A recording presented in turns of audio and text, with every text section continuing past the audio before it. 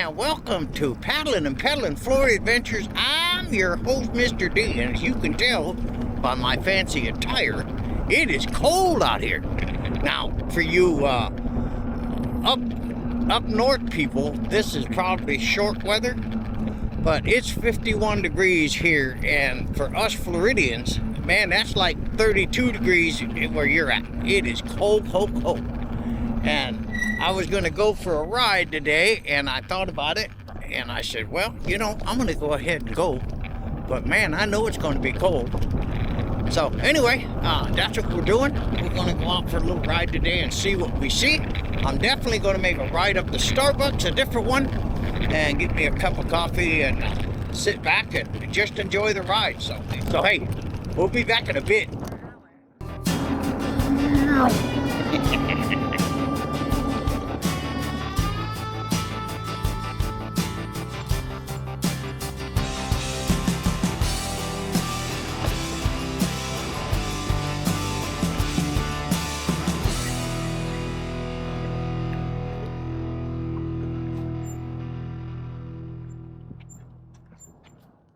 Well, guys, hey, I want to bring you up to date with my camera saga. Y'all been following my channel. You know that I just recently purchased a Sony A7R4 along with the Sony FE 200-600 G series OSS lens. That's a mouthful. But one of the problems I had, and it's not a real problem, I mean, it's working okay, but the thing I got to worry about is weight. Weight is a key factor here. And then when you're using these big lenses, you got to use some kind of a gimbal head system. You don't have to, but hand shooting this particular camera is difficult. So anyway, I went on a hunt and did some research on gimbal heads. Now, they've got some of these gimbal heads, man, I mean, ridiculous, up $900, $1,100. Are you crazy right now? This is only for shooting birds and stuff. But my big thing is I want a carbon fiber gimbal head that I can use with my big lens setup and all that kind of thing. That has an Arca Swiss plate. And I found out that my Movo is, down at the bottom, has a 3/8 tap that goes onto your tripod. Well, that's just threaded into aluminum. And when I was doing my research, I found out that's not a good way to go. They tear up after a little bit of time. So you want one with a 3/8 quarter insert system where you can swap it out to quarter. I'd never use quarter for that kind of heavy camera, but you want them to be a threaded insert. Ball bearings instead of friction, but that's when you get into bearings, that's when it gets pricey. And I was able to test a unit with ball bearings versus one that was friction. I couldn't really tell the difference. I mean, I could a little bit. There was a little bit of jerkiness if you're going up top, and there's not with bearings, but it is so minute. And then when I'm shooting stills, now for video, okay, I can understand that. But when you're shooting stills, you're in a shot, you get it set, but you're moving the head to line up your shot and get the composition done. So anyway, to make a long story short, I found one. And I actually found it this morning before I went on my ride. And it's by New Ear. And I've been watching New Ear for the last 10 years or so. And man, they went from kind of like a junk photography house to a very, very well-made photography equipment. They've made that graduation over the years. And I looked at this and it fit my bill. Had a threaded mount insert, 3/8 and quarter. It also has, they say bearing assist. Now, I don't know what that means. And then it's 100% carbon fiber. But anyway, it's going to be here Saturday, and I'm going to go out and test it probably on Sunday because my two other Sony lenses that I talked about before, the 24-105 and the 50mm prime, will be here also Saturday. So I'm thinking it's going to be another Hopka Wildlife Drive event to test out the new gimbal head and to test out these two new lenses. And what I want to do is use the monopod system that you guys heard about in my last video. I want to use that for like the 24 to 105 and 50 millimeter prime lens and put that camera so I can do a quick switch out and then leave the 200 to 600 on the newer gimbal heads. So not sure yet, but we're going to find out. So anyway, hey, I'm glad you're coming along with me today. I know that was a long story, but that's what's going on in the realm of Mr. D. So anyway, hey, we'll be back in a bit. Well, guys, I want to thank you for joining me on my ride. This is the T42 by G-Force.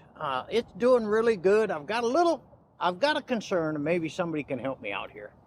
I noticed that my battery life now isn't the 55 miles, well, it's actually 30, that I got when it was newer. Now I've got just shy of 1,500 miles on it, and I'm wondering if these type batteries have what they call a memory. And if you're only doing short rides, does that take some of the power out of the battery and then permanently make that way? Because what's happening is I get about 15 miles in and I'm down to 3 bars. And before I had 30 miles in and be down to 3 bars. So if you guys can help me put it in the comment section, I'd really, really appreciate it. Anyway, we're going to continue our ride, just have a good time out here. I want to again thank you for coming along with me. And hey, we'll be back in a bit.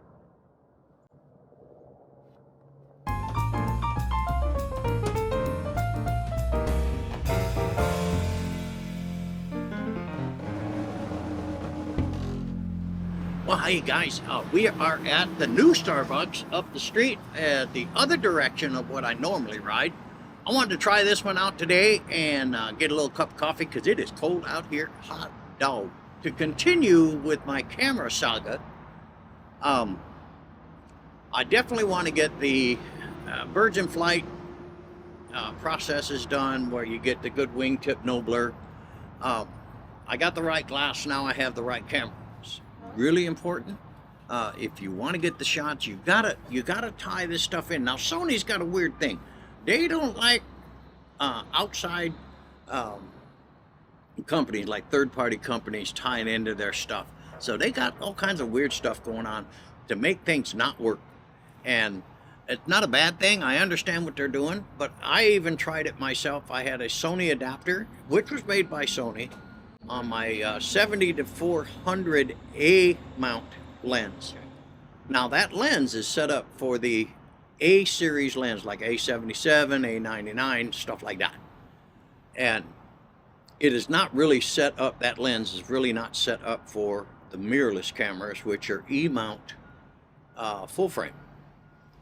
And the other one was a crop sensor. So it just didn't work. The focus time and all that kind of stuff when you're birding was way, way, way slow.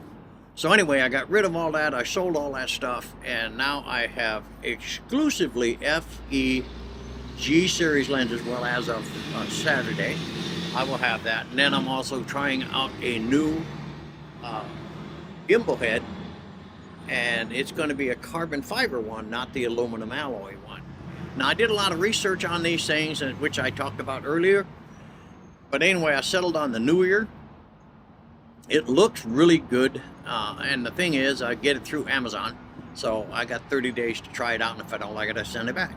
And I'll also have my paid for Movo, but the Movo metal alloy gimbal head it's self-threaded in the bottom at 3/8, but it's into the cast aluminum itself instead of having an insert, which makes it a weak point, which is not cool. So anyway, I've had that, but I've had it for years, but I wasn't using it on these great big heavy lenses. I was using it on a 70 to 200, and they're about like that big. The one I have now is like that, and it's a lot of weight, and so I want to make sure that the gimbal head I use can handle the combination, because I don't want $5,000 worth of gear hitting the deck.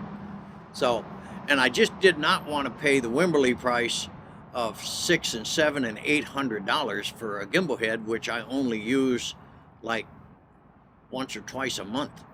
But You know, it's going to be a trade-off. I got to look at it. I got to look at it really hard. And I may put some fail safes in it in case something does break, testing out that thing. So we'll see. So, hey, we'll be back in a bit.